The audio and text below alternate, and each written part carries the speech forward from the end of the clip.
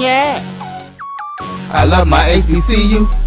And boy, I love it, love it. I love it, love it. I love my HBCU. And man, I hope my team they won. Yeah. I hope my team they won. Yeah. Man, I hope my team they won. Yeah. I hope my team they won. Yeah. I tune into the HBCU Sports Lab to see if my team won or lost. If they lost, I'm quiet as a mouse. But if they won, keep tab. I'ma do the dab, yeah. Dr. Cavil, he know what he be talking about. Mike and Charles, they know what they be talking about. They compress the analytic data with your hip hop. If you know them like I know them, they gon' tell you if your team, if they won or lost, and who the ball, who the ball. So listen to Professor, yes sir, and pay attention. This is Dr. Cavil with Inside HBCU Sports Lab with Mike Washington, Charles Bishop. Team is back together again as we prepare for our last show before we get to Birmingham, Alabama. There's some business to go out there. We do have the CIAA that is going to kick off their football media day before the SWAC, but a lot of eyes and interests are interested in what's going to go down in Birmingham in terms of what players have to say, what coaches have to say, even what some administrators such as athletic directors, what is on their mind? What does the commissioner have to say? Jay, Tiffany, in terms of coming from ESPN, what is their viewpoint of all things? So a lot going on today. So welcome to episode 282 of Inside HBCU Sports Lab radio show and podcast. The show that's covering the sporting HBCU dash for all things HBCU sports from institutions large and small, from the NAIA to the NCAA. We share insights and information on the HBCU sports culture, HBCU athletic aesthetics to facilitate the story of HBCU athletic programs and business of HBCU sports. I'm your host, Dr. Kenyatta Cavil, along with my co-host Mike Washington, Charles Bishop, filming from our home studios and sending a signal live to K-Sway 1230 AM skills with the Texas Radio Hall of Famer, multi-Hall of Famer Ralph Cooper, in a beautiful home of Texas Southern University from Houston, Texas. Today's episode of Inside the HBCU Sports Lab is sponsored by THG Agency, LLC. THG Agency is a company that provides sporting and educational consulting and data analytics. Have an interesting one today, but I don't know what's going on, but I guess it is, as Carlos Brown said, is the circle of life. We have another announcement of Grambling State mourns the loss of Cedric Skinner from the GSUtigers.com. The death of the 30-year-old was confirmed by the coroner's office, although no cause of death has been given yet. He was a football player from Oberlin, Louisiana. Oberlin to the semifinals as he led them. The state playoffs back in 2010. Before he played 3 seasons at Grambling. He played under Doug Williams. Doug Williams was quoted as saying he was a running back that ran hard and made you remember him, Williams said, end quote. He also quoted as saying, "We are praying for his family during this difficult time, as well as us." In 26 games, he amassed 809 rushing yards and 56 receiving yards and 7 touchdowns from 2012 to 2014. He actually finished off his football collegiate career at University of Arkansas Monticello, UAM, in 2015.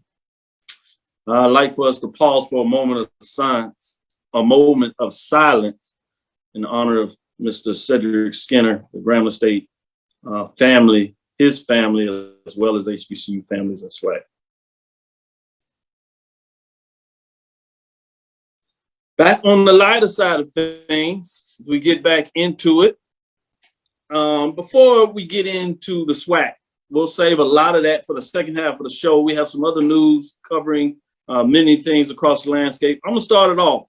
SIAC announces, as they had their media day last week, they also have announced now the network schedule of 2022 on ESPN. The games will be covered ESPN platforms such as ESPNU, ESPN3, and ESPN Plus.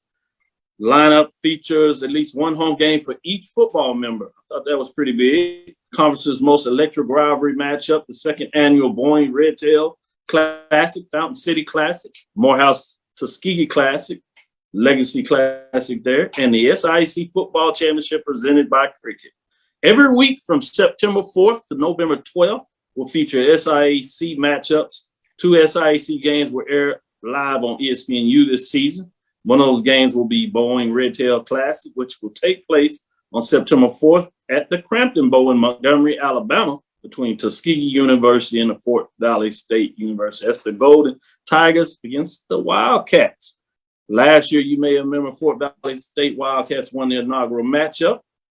So it's going to be fascinating. You have some new members, as we talked about transitioning and have been approved to continue their move to successfully get in the NCAA Division II, which means they now are members of the SIAC and compete for the championship, although they will not be eligible for the playoffs at the Division II level regarding the NCAA. But Allen University and Edward Waters will get a television time as they show the AME Classic on November 12th in terms of what that matchup is, which is the same time as the championship game. So it'll be interesting to see, since those teams are eligible to play in the championship game, how that may affect that matchup. Got a little homework to do on that. But several matchups are going out there. Big deal in terms of what this looks like. So wanted to give some thought process on what that looked like in terms of the SIAC. Kudos to Commissioner Moore. I know he's announced his retirement as he leaves the SIAC, but one of his legacies in terms of expansion of the SIAC, obviously in terms of television exposure, in this case with ESPN. So it'll be fascinating to see how that continues to move forward. Shout out to the SIAC. Let me go to you, Charles, in terms of what's on your mind with some of the news of the day. Yeah, let's shift and talk a little bit about Tennessee State, as they were well represented on an all-OVC preseason team with 8 players named to the offensive and defensive squads. And Tennessee State was selected to finish 4th in the preseason poll in the Ohio Valley Conference. But Tennessee State, they have quite a bit of talent on both sides of the ball, especially a quarterback who's transferring in, who's an all-freshman quarterback, a young man by the name of Draylon Ellis. And then you also have that running back, Devon Starling, that's there at Tennessee State as well. They also nabbed a couple of defensive tackle spots as well. So looking to see what Tennessee State does this upcoming season in the OVC. That's 4th in a OVC that consists of 7 members, including the Lindenwood that is moving up, obviously, from their previous status in the NIA in NCAA Division II, now up to Division I FCS. I know it should be some bulletin board material for Tennessee State, the football team, as well as the fans. Many of them thought they should have been higher than 4th. It's fascinating to see what other coaches and information directors think of Tennessee State Tigers, not very highly. So the intrigued to see how it goes the rest of the season.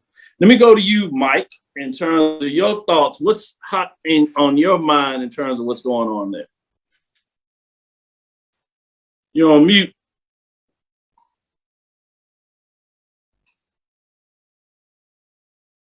First of all, glad to be back on the show, Doc. I'm traveling on the road. Hopefully you guys can hear me. I'm in the lobby. And yeah, you're good. There's quite a few corporate parties going on. So I know it's not football related, but Prairie View has a new golf coach after many months of searching. So you gonna let it out the bag that early? I guess it's approved now. Okay, I see where you go. Charles, you get excited about the gaff golf. Go ahead, Mike. Always. Yeah. So evidently, they, according to Dr. Reed, they announced Tuesday that Mike Rice, formerly of the FAMU Rattlers organization, which they announced yesterday was leaving, or the 2 days before, will serve as the new head men's and women's golf coach. Rice will be a great addition to our golf program. According to Dr. Reed, I'm confident he will do a tremendous job. He brings a pretty good resume golf-wise. So after becoming assistant in 2013 at FAMU, he was given the reins as a former FAMU golf coach in 2018 after Marvin Green stepped away from the university to take a position with the Florida Sports Foundation. He led the Rattlers to a MEAC title and a berth in the 2021 NCAA tournament, a first for both feats. But The question I have to ask is, who is he replacing? Mr. Kevin Jennings, Sr. It's been 9-10 months since Prairie View has replaced him. So he has multiple championships, men's and women's, with the golf program at Prairie View. So it took a long time to replace him, but congratulations to Mr. Rice on his installment as the new Prairie View men's and women's golf head coach. Yeah, big addition, it seems, to Prairie View, taken away from FAMU. I know he's beloved by a lot of Rattlers. Really was strong as he closed out on the MEAC. I know when they first talked about expansion of the SWAC, one of the sports that I looked at off the radar that Charles likes is golf. And I thought it would have been a fascinating matchup between FAMU and Prairie View under these two coaches. It was not to be, as Jennings left. And FAMU was actually rebuilding in a lot of ways as they had a younger team. They still finished third in terms of regular season. He happens to be an alumni of FAMU. So fascinating to see what he can build over there in Prairie View. Obviously, there's a lot of golf talent in this greater Texas area. He gets to do it for both men's and women's programs. So it'll be fascinating to see how he's able to get it done. It's my understanding he's going to get an assistant, which I always should be strong. That's huge. Yeah. Not a lot of programs in general get an assistant, but it's particularly with HBCUs in the SWAC. So it'll be fascinating to see. There's a lot of pride in Prairie View, the golf program, historically what it's been able to do. So a lot of people quietly excited about finally announcement of the higher golf program because they have a lot of support of it. And then I guess you got those general folks that have picked up golf over the years that think they're golfing. I'm not talking about Charles because he's pretty good at it, but other folks. So just wanted to put that 2 cents in there. So good point in terms of going off the radar a little bit. Let me do this before I head back to Charles. Let me give some love for the folks out there. George Suggs, Carl Edmond, Karen Griffin out of Southern California. You know how she gets it done. Chuck Hunt is in here, says he's doing phenomenal. Willie Alex Hines in here. Lonnie Shaw, hot. Too hot for golf, but cool in the lab. That's right, it's cool in the lab. Air conditioning is blowing. AD Never too hot. Never too hot. Never too hot. Never too hot. You just get up early, huh? Chad, there you go. The building. So just a shout out for some of those that are taking it. Let me go right back to you, Charles. Since it's not too hot, what else you got going on? Yeah, let's take a look at HBCU baseball. Texas Southern outfielder Jonathan Thomas. He was drafted by the Washington Nationals. He went. He was a 56th overall pick in the 2022 Major League Baseball draft. He went in the 19th round, 561st pick, I should say. But Jonathan Thomas, a huge season this past season with Texas Southern, tallied 68 runs, 62 stolen bases, 42 RBIs, 9 home runs while maintaining a 345 batting average in 2022. He spent his first 3 seasons at the University of Houston before transferring to Texas Southern. Had a huge season this past season for the Texas Southern Tigers, and he now goes to the Washington Nationals. And then you also had a Grambling University player who was drafted in the MLB draft. Grambling State catcher John Garcia was drafted right here by the Houston Astros. So they're getting a big-time hitter with Mr. Garcia, nice catcher, did yeoman work behind the plate for the Grambling Tigers. But those 2 players went in the MLB draft thus far. Yeah, I know Black College Nines is excited to be able to put this update. Obviously, for those that are in the Major League Baseball or follow baseball in general may have heard that 4 of the top 5 players drafted this year were African Americans or blacks, whichever term you prefer to use. Which many people believe is the first time in the history of Major League Baseball. Obviously, the history goes back, so people are not too sure about the records, but pretty obvious in terms of modern time. So it's big in terms of Michael Coker. He was talking about the fact, all the work that he's put in with Black College Nine and the others that are supported, obviously with the HBCU World Series that kicked off between the NCAA, NCAA Division II. He was looking anxiously to see about HBCUs get drafted. It happens in the 19th round. So kudos for the work that he's continued to do in terms of pushing his advocacy for HBCU baseball players, certainly for those getting drafted. So it's going to be fascinating to see what that looks like. Kudos to individuals that we've seen doing the Major League Baseball in regards to all-star game. A lot of the fruits of their labor is coming together, and we see it paying off. And at least some draftees of Major League Baseball, much as you've seen on the football side. So wanted to make sure I tied that in. Great report you put out there.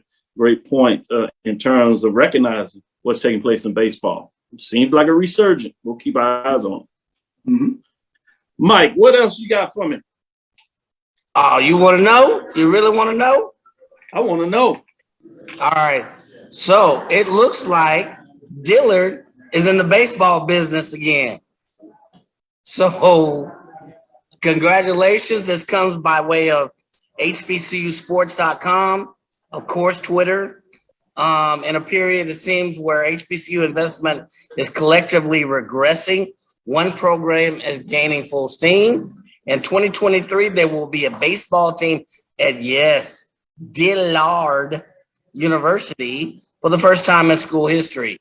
The Blue Devils will be housed in the new look Gulf Coast Athletic Conference setup, along with Oakwood University, Wiley College, and Philander Smith. So congratulations to them. The program, which was, pretty much entrenched in, or pretty much caught up in the developmental stage, will be led by former Southern assistant coach Trennis Grant, who is attempting to execute the dual role of selling himself and the program. This, according to HBCU Sports. It's a great opportunity for Dillard. Dillard is now in the baseball business. They will have the full allotment of recruits. Let me say that again, just in case you didn't hear it. They will now have the full allotment of recruits, equipment, and that's essential to a good baseball program. So congratulations to the folks at Dillard. Yeah, you talking about New Orleans with Xavier Dillard having baseball programs. It's going to be hot and heavy around those parts of New Orleans to see some good competition, rivalry between those two programs. If they can kick it off and get some games played, it'll be fascinating to see what that looks like. Obviously in two different conferences, Red River Athletic Conference for Xavier and Gulf Coast Athletic Conference for Dillard. Fascinating to see how that goes. Let's take our first break. We'll be right back after this first break and give you some more updates of what's going on about the HBCU sports landscape before we get into some updates of what our thoughts and what's going to take place in this SWAC Football Media Day. It's never too early to plant the seed, to share the tradition, and instill a sense of pride in your HBCU with your little ones. HBCU Pride and Joy Children's Boutique helps you share your school spirit with a wide selection of adorable kids apparel and accessories officially licensed from your favorite HBCU. Visit hbcupridejoy.com and follow us on all social media at HBCU Pride Joy on Facebook and Twitter. Are you ready? It's time. The inaugural Urban NerdCon is coming to Montgomery, Alabama, July 29th through the 31st. Blurs, nerds, and geeks from across the universe will converge on the capital city to see celebrity guests such as The Last Dragon, Tybach, Megan Tandy, and voice actor Dave Fenoy. Hey, how you doing? I'm voice actor Dave Fenoy with a shout out to all my geeks, freaks, and urban nerds.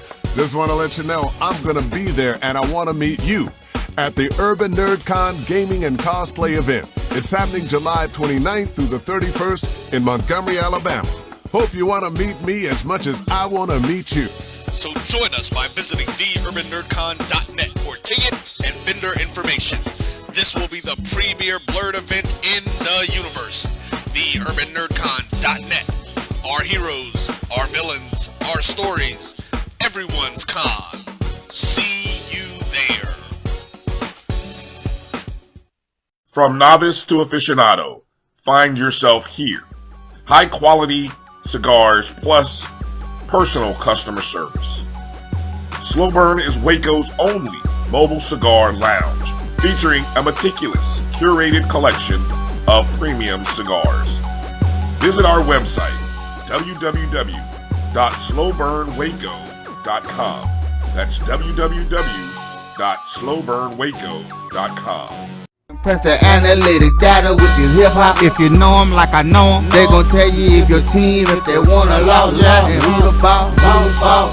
So listen to Professor, yes sir, and pay attention, cause he gon' teach a lesson. Cavil's inside the HBCU Sports Lab. Mike was talking about Marlon around here. I don't know if he's that on here. He told everybody secrets. It's all right. We're gonna let him know about that. Let me go back to you, Charles, as we talk a little bit about some more HBCU sports, tying the CIAA Media Day. And like I said, the second half, we'll get into some hot and tough news about the SWAC Media Day in regards to what's going on out there. I really want to talk about some schedules that y'all have some thoughts on, your thoughts in terms of who's coming to the, who you are most interested in talking to outside of the work that you have to do, obviously, for yourself. Charles Bishop, you got to make sure that you bring some great content back for Jackson State fans. Mike Washington, your Prairie View fans are going to make sure that you bring that information back. But outside of that, I want to know your thoughts on that. But we're going to say that as a tease to the next half of the hour. We got plenty of time to get all into it. Right now, there's still some other hot news out there. You got some players of the year, men and women for MEAC SWAC. Kind of want to get your thoughts on that. I'll save that for you, Mike. But before we do that, Charles, I think you have some news out there that talks about the only HBCU that has done this thus far. What do you have for us? Yeah, and this is big news, and this comes via HBCU Game Day. Great report by Vaughn Wilson. But FAMU, they're the first HBCU to get this Power 5 level climate control system. It's known as the Boudreaux box. And of course, you know that it is a cooler system for players, especially we've had players over the past going on 20, 25 years now that have passed away from heat stroke. So this article was of great importance to me. But this is an interesting invention called the Boudreaux box, named after a gentleman who developed it, Paul Boudreaux. But it's a cooler system that combats heat exhaustion, dehydration, and other heat-related illnesses. And you're starting to see it proliferate through various training camps on the NFL and on the Power 5 level. FAMU first to get it on the HBCU level. And kudos to their football foundation, 220 quarterback club, in terms of raising the funds to get this Boudreaux box for this FAMU football team. So that's huge news. Yeah, that's big. That's significant when you talk about the heat in the South, but particularly in Florida in that Panhandle area, folks from there. And as we talk about now, I mean, this heat is oppressive and more than normal. It's already hot, but more than normal. So the timing for this seems very appropriate. So great kudos for FAMU and those involved to get that done, as you said. Let me go to you, Mike. I want to get some more news of, as I teased out a little bit, some players of the year. You had that information?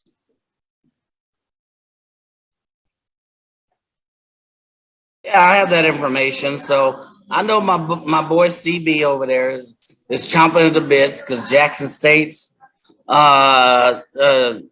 holiday. Okay, so Misha. Yeah, Misha Holiday. Williams-Holliday. We want to make sure we do it correctly. Is named basically women's basketball standout. Of course, we all know that. She's been named the 2021-2022 SWAC Athlete Conference Woman of the Year.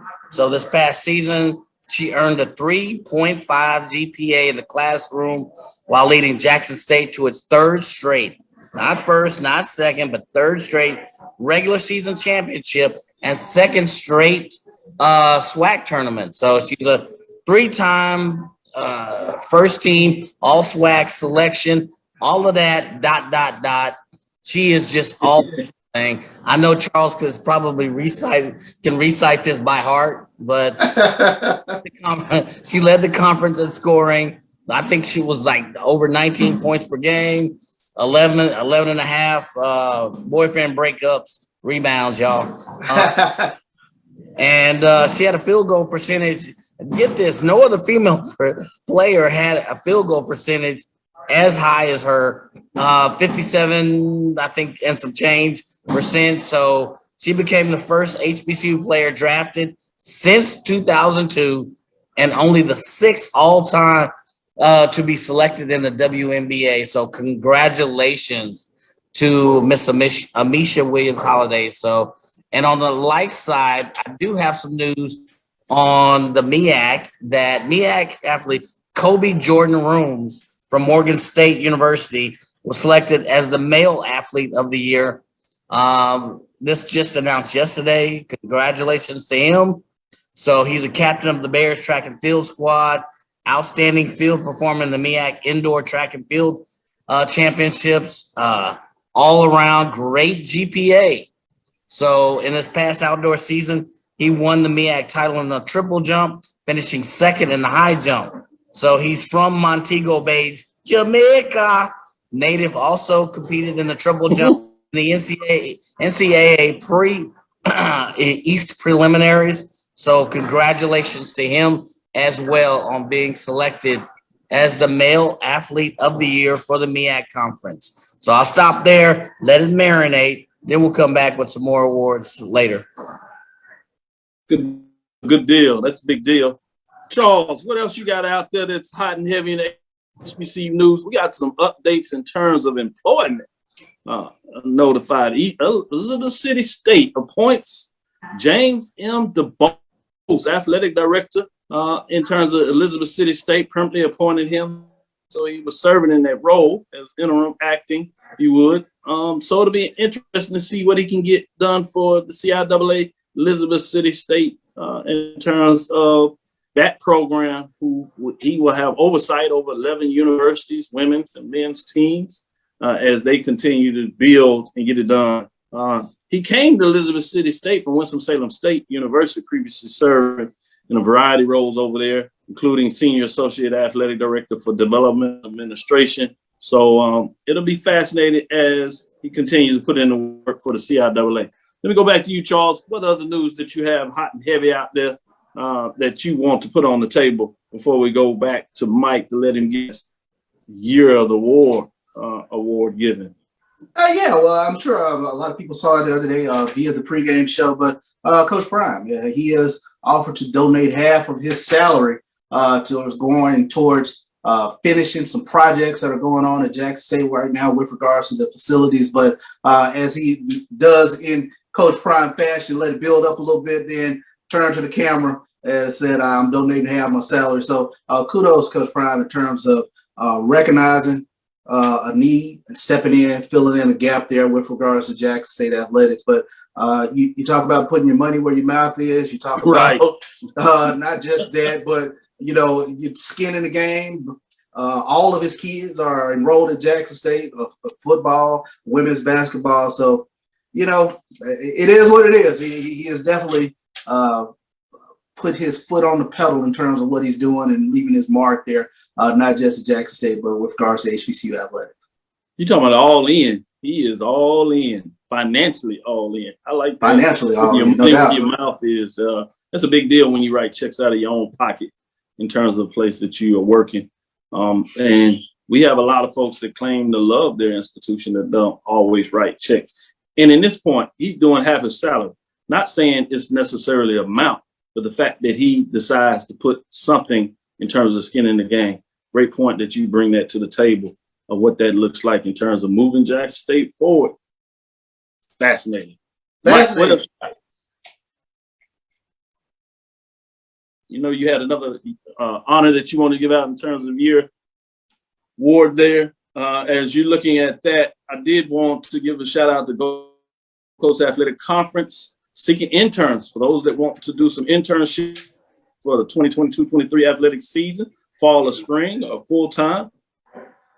Contact the Gold Coast Athletic Conference. You can go to the website. What's nice about this, the rate for both positions is $6,000 for a year. So internships, that's significant when you talk about that. You can send your resumes to commissioner@gcaconf.com. That's commissioner@gcaconf.com, I should say.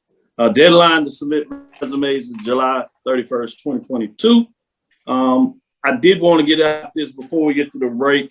I know you wanted to get in the conference male of the year for the MEAC. That's Kobe Jordan. Rhooms selected for Morgan State. You put that in there, but the woman of the year comes out of Cathryn Lane out of MEAC, representing Coppin State University in terms of what she was able to get done in the NCAA East preliminaries, as she was all region 4x4 100 meter relay team. 4x100 also in so many different ways. So she's representing for the MEAC. Last thing I wanted to say here a little bit about CIAA before we get into this last break. They represented NCAA Women of the Year nominees. So they had a host of women nominees for the CIAA. Brianna Brown out of Lincoln University for basketball. Haley Gibson, Winston-Salem State basketball as well. Bethany Henry, Virginia State University of volleyball.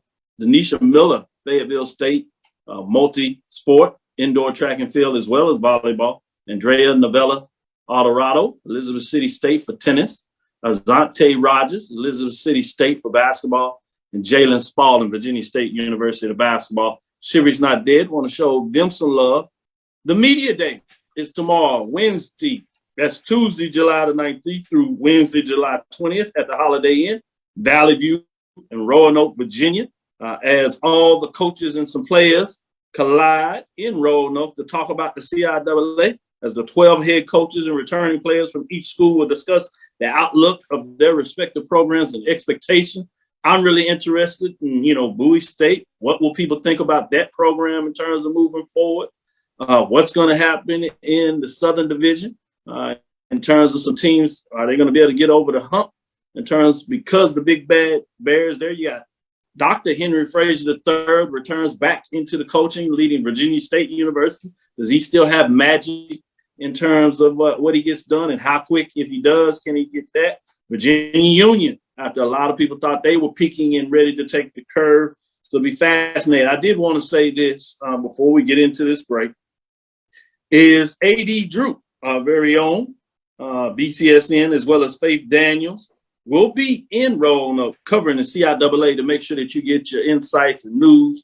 So tune in tomorrow, BCSN, to make sure you get your latest updates on the CIAA Media Day, as then we turn the page and we'll come into the SWAC. We'll get a little bit of the updates of SWAC and get your thoughts on that right after this break. We'll spend the rest of the show on the SWAC Football Media Day and get your thoughts in terms of what's going on there. Stick with us. We'll be right back after this break.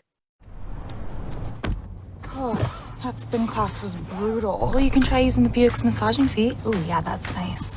Can I use Apple CarPlay to put some music on? Sure, it's wireless. Pick something we all like. Okay, hold on. What's your Buick's Wi-Fi password? Buick Envision 2021. Oh, you should pick something stronger. That's really predictable. That's a really tight spot. Don't worry, I used to hate parallel parking. Me too. Hey. Really outdid yourself. Yes, we did. The all-new Buick Envision, an SUV built around you, all of you.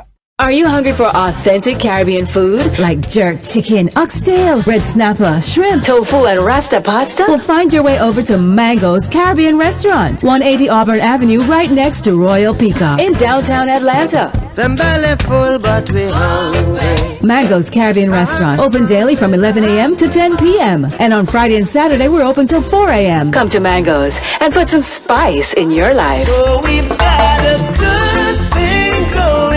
Mango's Caribbean Restaurant, 180 Auburn Avenue, right next to Royal Peacock in downtown Atlanta. For more info or directions, call 404-698-3992 or log on to mangoscaribbeanrestaurant.com. For instant coupons, text MANGOS to 313131. Tell your mama hungry, papa hungry, brother hungry. Mango's Caribbean Restaurant, authentic Caribbean cuisines.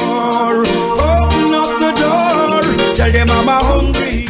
Since 2002, Empowerment Resources, Inc., a nonprofit organization, has empowered more than 1,500 youth and adults in Duval and surrounding counties through its programs Journey into Womanhood, Girls Mentoring, Life Skills for Teens, and Parenting Education Coaching. To get involved with programs, volunteer, or donate, visit www.empowermentresourcesinc.org. Follow us on social media, facebook.com/empowerment.resources and instagram.com/empowermentJAX. Press the analytic data with your hip hop. If you know them like I know them, they gon' tell you if your team, if they wanna love, and who the ball. So listen to Professor, yes sir, and pay attention, cause he gonna teach a lesson. This is Dr. Cavil with Inside the HBCU Sports Lab with Mike Watson and Charles Bishop. The team is in the building as we prepare to pack our bags so we can get up and get into Birmingham, Alabama for the SWAC Media Day. All eyes will be on the SWAC room Thursday. Chad Cooper is in the building. Mary Allen, Kay Johnson, G. Boom Holly is in here. Ricky Burton. We have LaShawn Harris, Theron Waters, and he says, "Keep your eyes on this." And he got the eyes. I like this. Got a feeling Bethune-Cookman will upset a few folks this season. Yeah, I certainly believe a lot of folks are probably overlooking Bethune-Cookman. We'll see what that means on the field. They have a full season, so they don't have the problem of not playing in the spring and making the mix over there. They got to understand what it looks like in the SWAC. Can they change their fortunes around? Be interesting. So I do want to know, what is your picks? What are your picks? No, don't answer that. Don't answer that. It's a little bit of tease. I know you're going to deliver that on Thursday as we unveil the BCS team's official predicted order of finish. I'm excited to see what that looks like. I've got mine in. And I tell you, a lot of folks are going to want to see what I have to say. It's a little different. It's not going to be what everybody thinks, not necessarily off the rails, but in all seriousness, I think it's going to be a little different. So make sure you keep up. I want to see what the people think about my predicted order of finish and how many folks are going to want to throw me off the rail and how many folks are going to say, see, I knew Dr. Cavil what he's talking about. But as we get back into the discussion, what I want to know from you all, in all seriousness, the SWAC Media Day obviously kicks off at 10 a.m. ESPN will do their thing analysis with Tiffany Green, J. Walker to get a state of the SWAC from Dr. Charles McCullen, the commissioner. But all 12 SWAC head coaches will be there. But you got some players as well. I want to dig in a little bit to see what your thoughts on the players that are attending. And what was your first thing that came to mind when you seen the names of the players? Alabama A&M. They have the wide receiver, Abdul Latif Ibrahim, and Gary Quarles, running back. Offensive. Usually you have one offense, one defense. A little different there. Alabama State, we're going to go in alphabetical order. Demetrius Davis, quarterback. That's the transfer that came over from Auburn. Folks out of Texas remember him for his days at North Shore. There is Rashad Davis, defensive back in terms of that. Alcorn State, C.J. Bowler, wide receiver. Always find a way to get open. Kieran Kinsler, Jr., defensive back. Getting to Bethune-Cookman, Kamari Everett, tight end. Amari Hill Robinson, defensive back. FAMU shouldn't be surprised to most people in a lot of ways. Isaiah Lamb, linebacker, and Xavier Smith, wide receiver. Grambling State, Tyler Thomas, offensive line. Big boys get a little love. Joshua Reed, defensive back. Going as we continue, Jackson State, Shador Sanders, quarterback, and Travis Hunter, wide receiver, defensive back. So a little split there. Number one recruit in the nation. As he comes in, he was there for the spring, so he's got a chance to get a little spring ball. So everybody, in a lot of ways, what he gets off. So I'm sure it'll be fascinating to see what people have to say there. Mississippi Valley State, quietly among many folks, getting it done in terms of what they think they can be able to do. So Caleb Johnson will represent them as a running back on the offensive side, and then Ronnie Thomas, defensive lineman. Big boy on the defensive front gets a little love. Prairie View, Trayson Connolly, quarterback. I told you a little bit about the quarterback transfer there. Trayson Connolly has been at Prairie View, but he's also out of Texas, out of one of those big-time programs, Duncanville. Yeah, for folks that are coming out of Texas, they know a little bit about that matchup between North Shore and Duncanville. They just can't seem to find each other, but in a championship matchup, it's all going to North Shore. Fascinating to see what this looks like. And guess what? Prairie View and Alabama State happen to play each other, so that should be fascinating. On the defensive side for Prairie View, Travion Green. Then we go into Southern. Dallas Black, another offensive lineman. Big boys get some more love. Cameron Peterson, defensive line.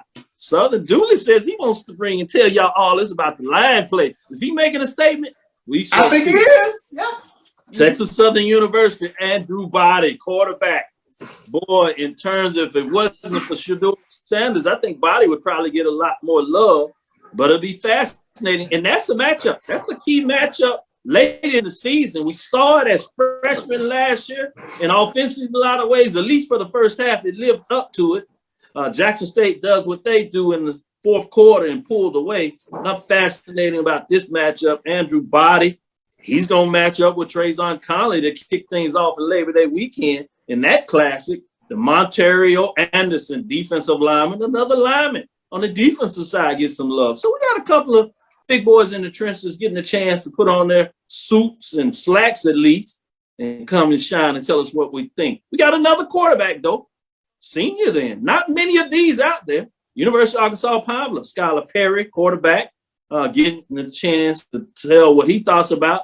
Dipped a little bit last season after a brilliant spring. I'm sure he is having a big quest to get back into the scheme of things. It'll be fascinating to see what his thoughts are. Then we got another offensive lineman, Marquise Evans II. So this is another case, Pine Bluff, bringing two offensive folks into the building. So fascinating in a lot of ways. I'm going to start with you, Mike.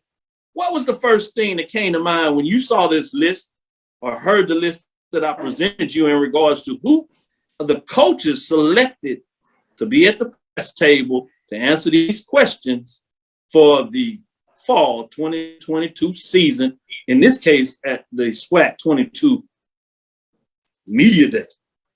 Thank you for allowing me to take this stage, because a wise man once told me, and a wise woman said, sometimes it's not about what you say or what you show, it's what you don't show.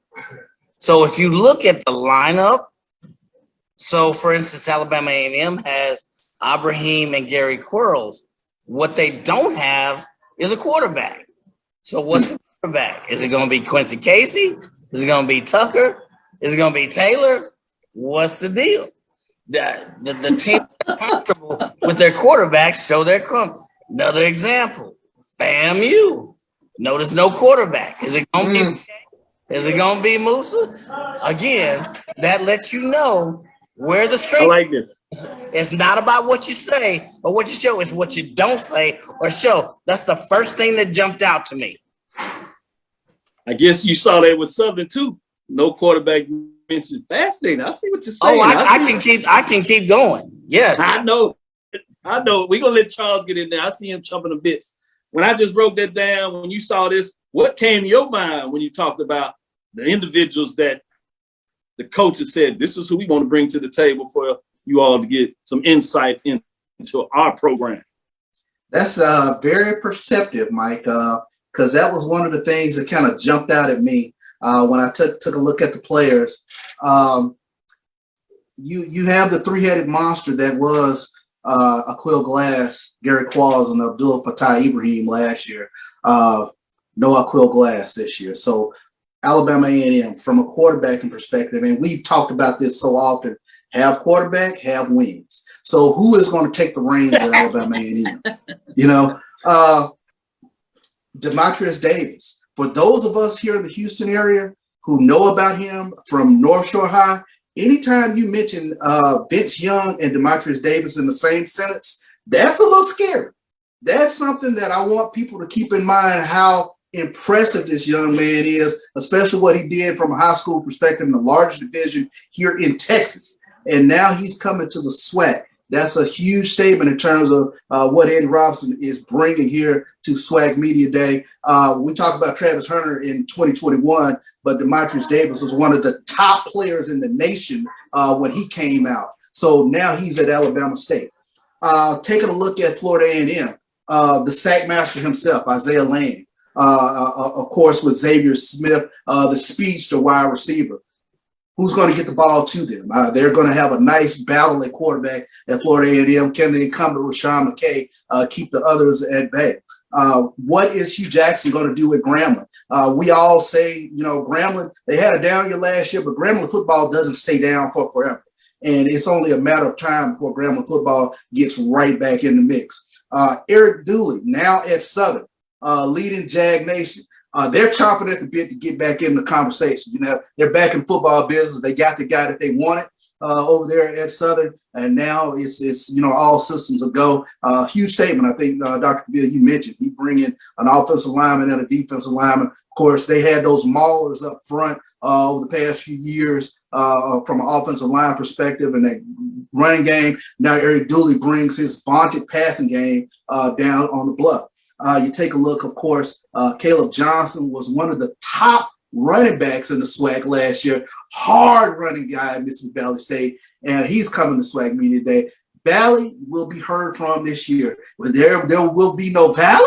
No, they're going to be heard from this year. And, are we going to say that this year? Are we really I think we really going to say it. We talking about Valley? We talking about Valley? We're talking about Valley. And watch this. Andrew Body at Texas Southern. You know, we talked about the Orange Blossom Classic last year deciding the SWAC East. Could the Labor Day Classic decide the SWAC West this upcoming season? That's going to be a very interesting thing to take a look at with regards to Andrew Body. A lot of Texas Southern faithful are really excited about football. Normally, Texas Southern fans, they kind of have to sit on their hands until December, until basketball season. Could this year be the year that Texas Southern football takes that leap? They were the #2 offense in the SWAC last year, right behind Alabama A&M. Question is, can they stop anybody? And then, of course, with Jackson State, Shedeur Sanders, he threw that grenade out there last year. Hey, we're different. We expect to win, and he backed it up. And now they bring the #1 recruit in the nation, Travis Hunter, a freshman, coming to SWAC Media Day. And trust me, folks, Jackson State is going to have a couple more grenades to drop on SWAC Media Day as well. Your points are well taken on Body. He finished number 5, 6 in the SWAC. He didn't play as many games as the top quarterback. So you could argue equivocally, he's one of the top quarterbacks. The question is, as you mentioned, is the defense going to be there to support him? $1 million question. Yeah. Mm-hmm. Do they have the defensive backing to stop the Panthers in that Labor Day Classic? We'll see. Yeah, and another one in there is people don't realize that Jackson State had 2 top 100 recruits. You have Kevin Coleman, number 4 receiver in the house, and I'm sure that he's working out feverishly, and he's a talent. It'll be interesting to see what that means in terms of coming out there. You can only take 2 people, so I'm sure other coaches, including Coach Prime, if they had the chance, they could take a couple of more and make sure they get some light. So I'm fascinated to see what that looks like, because I'm sure he's quietly putting in the work to do what's necessary. And obviously, as a 4-star kid, he's talented himself in terms of anybody's ranked top 100. So I'm fascinated on this. Let's get into the last break. But on the other side, I want to come back and get a little bit more of your thoughts in terms of outside of your responsibilities, making sure that your alumni get who they want. I want to get your thoughts in terms of who are you most interested in interviewing during this SWAC Media Day. I'll put a pin on it, stir the mix up, and let you think about it a little bit. We'll be right back after this last break, and I want to get your thoughts on that. For 200 years, Montgomery, Alabama has been making history by people who had the courage to stand up for change. Today, this riverfront city has been reborn, embracing the past and looking forward to the future. From the National Memorial for Peace and Justice to the stage of the Alabama Shakespeare Festival, this is where history was and is made. We are proud to call Montgomery home, and together, we can be the change. Are you ready? It's time. The inaugural Urban NerdCon is coming to Montgomery, Alabama, July 29th through the 31st. World, what's happening? Rob Morgan here. Just letting you know, July 29th through the 31st, I'll be at Montgomery, Alabama, Urban NerdCon. Come on out, get something signed, take a photo, say hello, let's share some stories and create some memories, you know? Peace. So join us by visiting theUrbanNerdCon.net for ticket and vendor information. This will be the premier Blurred event in the universe. TheUrbanNerdCon.net. Our heroes, our villains, our stories, everyone's con. See you there. From novice to aficionado, find yourself here. High quality cigars plus personal customer service with Slow Burn. Visit our website, www.slowburnwaco.com. Slow Burn is Waco's only mobile cigar lounge featuring a meticulous, curated collection of premium cigars. It's more than a mobile lounge. It's an environment and an experience rich in history, luxury, and personality.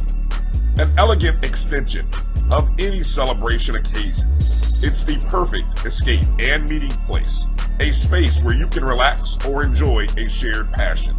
Have Slowburn plan your next big event, or before you are planning to celebrate your win over your athletic rival.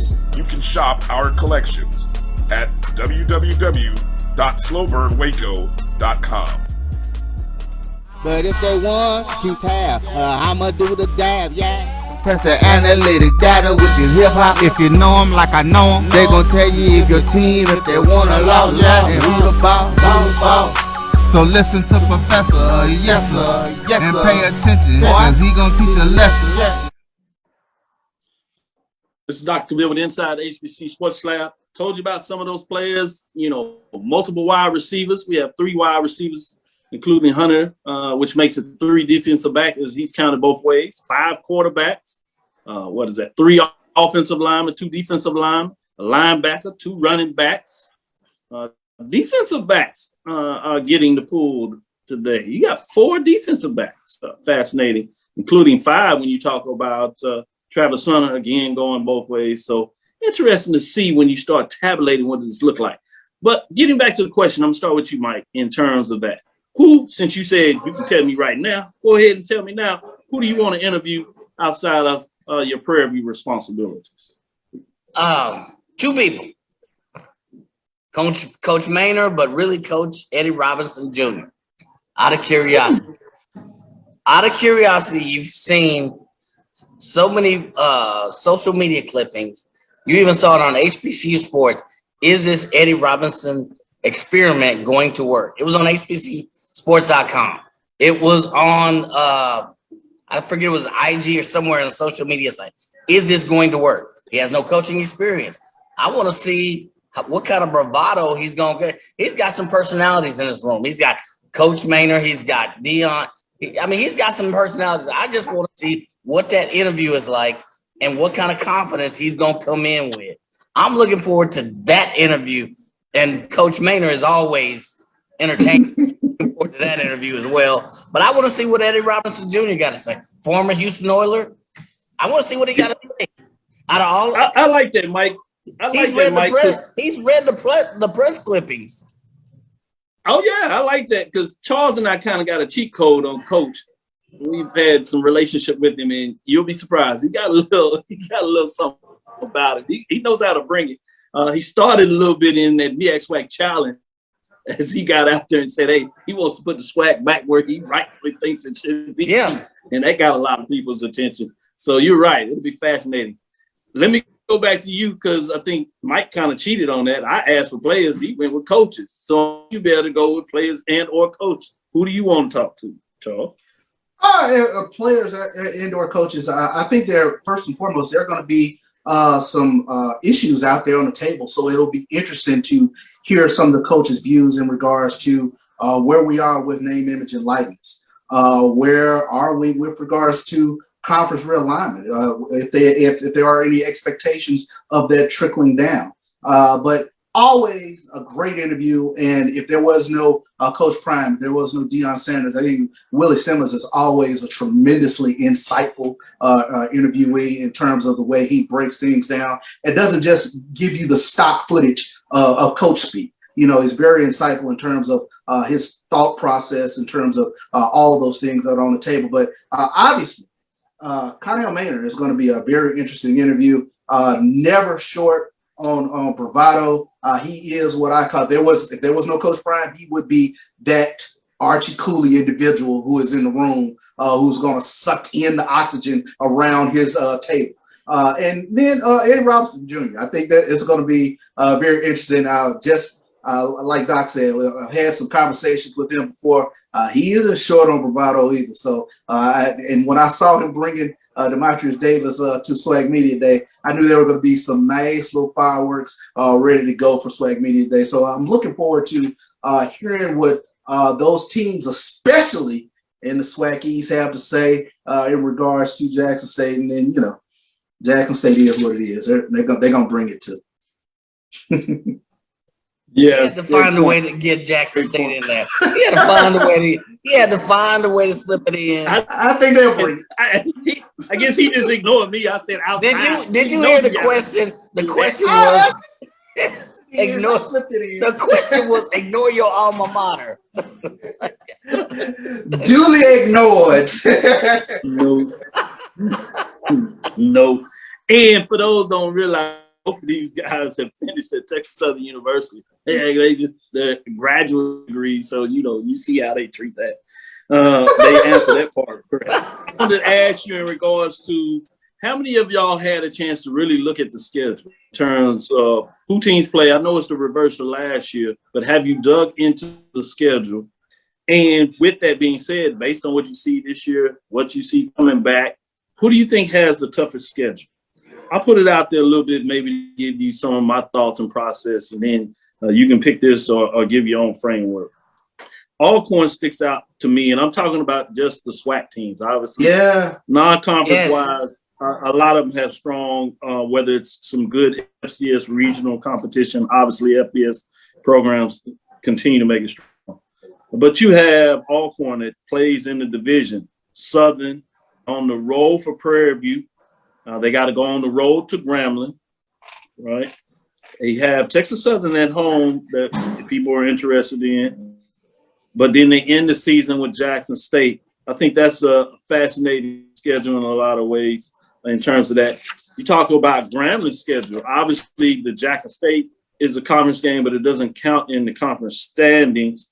That makes it fascinating. But when you look over, they have Bethune-Cookman. They go on the road for that game. But they have FAMU at home. Obviously, they have a division matchup with Alcorn. So I'm fascinated with what you see there in terms of their schedule. That's just some that kind of jumped off my head. Some other ones out there, obviously strong. Southern, when you talk about the fact they have their own division, tough games with Alcorn, which is a rivalry, Grambling, the rivalry. But then they have two rivalries out of the East. They got Jackson State, which obviously is a big one where they just don't like each other. They go on the road for that game. Then they go on the road to FAMU. The new rivalry, renewed if you would, was one of the longest standing intra-conference rivals for the longest in terms of the MEAC SWAC. Now FAMU obviously is in the SWAC. That's another tough schedule in a lot of ways. Let me go with you, Charles. Anything stuck out in among those, or is another schedule that you were like, nah, this is one you need to consider? It was the Alcorn schedule that jumped out at me because you start out the season. Stephen F. Austin comes into Alcorn. They go to out of conference game. Of course, they go to Tulane, and then they host McNeese State. Those three jumped out at me, and then you get SWAC West game. You get UAPB. They're actually on the road for McNeese. Yeah, they're on the road for McNeese. They're on the road for McNeese. But then you get UAPB that comes into Alcorn. Tough matchup. When you consider Skylar Perry is still a heck of a playmaker who was dinged up a lot last year, but UAPB can score some points. And then they go on the road. They go to Itabena to take on Mississippi Valley State. That stuck out to me because that Valley game is the week before they take on Southern at Southern. So those first 5 games for Alcorn, those are beyond barometer games. They have a very tough schedule. And again, they're breaking in a new quarterback. So it's going to be very interesting to me. Yeah, you, Charles, you're nice. Then they got Southern. They got Texas Southern, which we know offensively should be. And I circled the They Texas go to Southern Grambling. game. They got Prairie View. They go to. That's going to want to get some of that back on them. Then they got Bethune-Cookman in Mississippi at home. But then they finish out at home, but it's against Jackson State. You're right. That's a tough one. Mike, I circled the homecoming game against Texas Southern. I thought that could be a SWAC West showdown game. Yeah, you're right. That's a good one. Mike, what is your thoughts in terms of the schedule? What stood out to you? Any schedule that I've mentioned, whether it was Grambling, Alcorn, Southern, or do you have another one that you thought? Look at this absolutely. one. It was for me. I didn't give them an in-depth look, but Alcorn, by far. South Alabama. They got McNeese State, which you could argue is somewhat in transition. They got SFA. I think Alcorn by far has a tougher schedule. Yeah, that's a tough one. It's fascinating to see what that goes on. I give a little nod to FAMU. I think obviously being in the East Division is tough as itself, but then your crossover is Southern. So, and Grambling, wow. So it'll be interesting to see what that looks like. That's a pretty tough schedule as well in terms of what that looks like. But that'll do it for us. Again, look forward to us Thursday for our predicted order of finish. And for my predicted order of finish, I actually went down each schedule and broke down what I thought over the season. Obviously, it's too early to do all this, but I broke down wins and losses. So I have my record for everybody. So when I give you a predicted order of finish, I'm also going to share on Thursday what I think the predicted record for each team is going to be, which is how I came up with my ultimate order of finish. So look forward to seeing us on Thursday again. Make sure you tune in to BCSN as you will have AD in terms of bringing you some updates right there, as well as Faith Daniels giving you some updates on the CIAA for BCSN. Download my JBN, my BCSN to get all that news. We'll be in Birmingham. Thank you for listening to Inside the HBCU Sports Lab. Make sure you share our podcast with your friends and colleagues. I am Dr. Kenyatta Cavil, the Dean of HBCU Sports, coming from inside the lab in the College of HBCU Sports with Mike Washington, Charles Bishop. Again, we want to thank you for listening to Dr. Cavill's Inside the HBCU Sports Lab with Mike Washington, Charles Bishop every Tuesday and Thursday. We will give you a show on Thursday, so make sure you turn in at 6. But before you get into that, make sure you tune in to what we'll do that morning right there in Birmingham for the 2022 SWAC Football Media Day. It should be worth the time for you to find a way to sneak away from your work and put at least an eyeball in the ear on what we have to say. Follow me, Dr. Kenyatta Cavil, on Twitter, Facebook, and Instagram. That's DrKenyattacavil. That's DrKenyattacavil. Check out Brian and AD with the sports wrap. Obviously, O&G will be tomorrow, and they'll give you their thoughts, I'm sure, on the SWAC Media Day, and they'll be in the house as well. Check them out on Wednesday. You got the pregame show, as I'm sure they're going to sneak in and give you some nuggets that you haven't heard and seen before that you can't get anywhere else, as they go deep into the vaults for what is going on in Jackson State, where you actually get some of the news. Like, they were the first one to drop the fact that Deion, Coach Prime Sanders, was given half his salary. The other media picked it up, but obviously, unfortunately, they didn't share the love. But want to make sure you know, if you want to get it first, you better check out the pregame show, because they will have it. Inside the HBCU Sports Lab 1 on Twitter, Facebook, and YouTube. That's Inside the HBCU Sports Lab. Dream big. Continue to move forward. We will talk with you soon. Charles. Of course. Mike. Lecture. Smith.